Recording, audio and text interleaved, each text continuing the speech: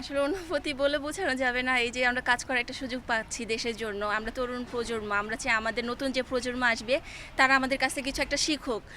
আমাদের দেখে তো তারা শিখবে। তো হচ্ছে যে আমরা গতকালকে হচ্ছে সার্ভে করেছি আমাদের আশেপাশে যে এলাকায় যারা আছে বসবাস করতেছে তাদের কি চাহিদা বা তারা কেন হচ্ছে বা এখানে ময়লা ফেলতেছে, হয়তো ডাস্টবিনের সংকট বা হচ্ছে অসচেতনতার ফলে তো আমরা ময়লাটা ফেলি যেখানে সেখানে। তো এই যে আমরা তাদের সাথে সার্ভে করলাম, তাদেরকে হচ্ছে গাইড করার জন্য আমরা কি কিছু পরামর্শ দিলাম যে আমরা কি করণীয় কি করতে পারি।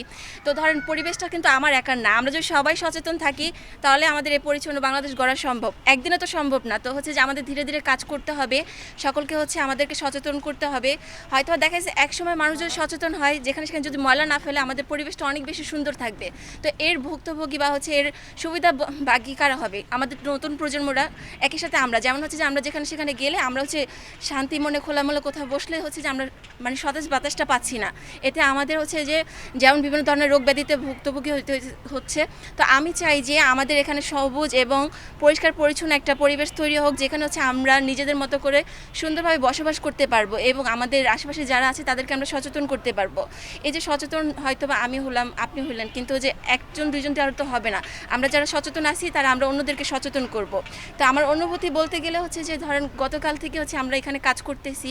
তো সার্ভের কাজের শেষে আজকেও এখানে হচ্ছে যে আমরা দেওয়ালিকা বা হচ্ছে বিভিন্ন ধরনের রং করতেছি, যাতে হচ্ছে রঙিন হলে মানুষের চোখে পড়বে জায়গাটা। যেমন এই যে খালে যেখানে সেখানে ময়লা ফেলতেছে, প্লাস্টিক পলিথিন, যার কারণে এখান থেকে দুর্গন্ধ ছড়াচ্ছে। এই যে আমরা যারা ভলান্টিয়ার স্বেচ্ছাসেবী এখানে কাজ করতেছে, আমাদের পর্যাপ্ত পরিমাণে হয়তো বা দেখা গেছে যে সেফ থাকা সম্ভব হচ্ছে না। আশেপাশ থেকে হচ্ছে অনেক দুর্গন্ধ, যেটা হচ্ছে আমাদের শরীরের জন্য অনেক বেশি ইফেক্টেড, অনেক ক্ষতি। হয়তো বা এটা আজকে যদি ক্লিন হয়ে যাইতো তাহলে এটা আর আমাদের সামনের দিনে আর কিছু হতো না।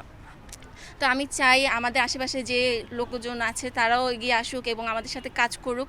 তাহলে হয়তো বা আমাদের যে আশা বা হচ্ছে আমাদের যে নিয়তটা ছিল যে আমরা সম্পূর্ণভাবে এলাকাবাসীদেরকে একটা সুন্দর একটা পরিচ্ছন্ন জায়গা উপহার দিয়ে যেতে পারবো, এটা হয়তো বা দেখা যাচ্ছে সাময়িকভাবে অনেকে গুরুত্ব দিচ্ছে না। তারা মনে করছে যে পেটে ভাত নেই, আমরা কেন পরিষ্কার করবো, আমরা বা কেন ইয়ে করবো।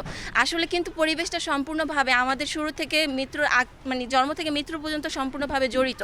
কিভাবে জড়িত? ধরেন আমাদের এলাকায় যারা হচ্ছে শিশুরা জন্মগ্রহণ করতেছে, তাদের বেড়ে ওঠার জন্য একটা সুন্দর পরিবেশ, খোলা মাঠ এবং হচ্ছে সবুজায়ন একটা প্রকৃতি প্রয়োজন, যেখানে সে সুন্দরভাবে বেড়ে উঠবে।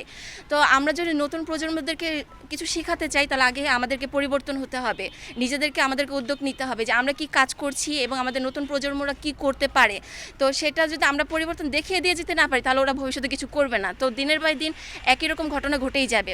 তো আমি আশা করছি যে যারা হয়তো বা যদি কখনো এই ভিডিওটা কারো চোখে পড়ে তারা যাতে একটু সচেতন হয়, যাতে হচ্ছে নির্দিষ্ট স্থানে ডাস্টবিনে ময়লা ফেলে এবং যাদের ছোট সোনামণিরা আছে তাদেরকে যাতে একটু বলে যে স্কুলে বা হচ্ছে যেখানে সেখানে গেলে যাতে ডাস্টবিনে ময়লাটা ব্যবহার মানে ময়লাটা ফেলে। যেমন চিপস, পরে বিস্কিট, এগুলো আমরা খাওয়ার ফলে কি হয় যে পরিবেশের আমরা ক্লাসরুমে থাকলে ক্লাসে ফেলতেছি, মাঠে গেলে মাঠে ফেলতেছি, এতে করে পরিবেশটা অনেক বেশি দূষিত হচ্ছে।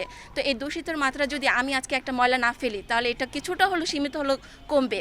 তো ধন্যবাদ যারা হয়তো বা দেখবে, তাদের কাছে আমার এই প্রত্যাশা তারা যাতে একটা সুন্দর বাংলাদেশ গড়ার জন্য আমাদের সাথে একসাথে কাজ করে। তো সকলের সুস্বাস্থ্য কামনা করছি।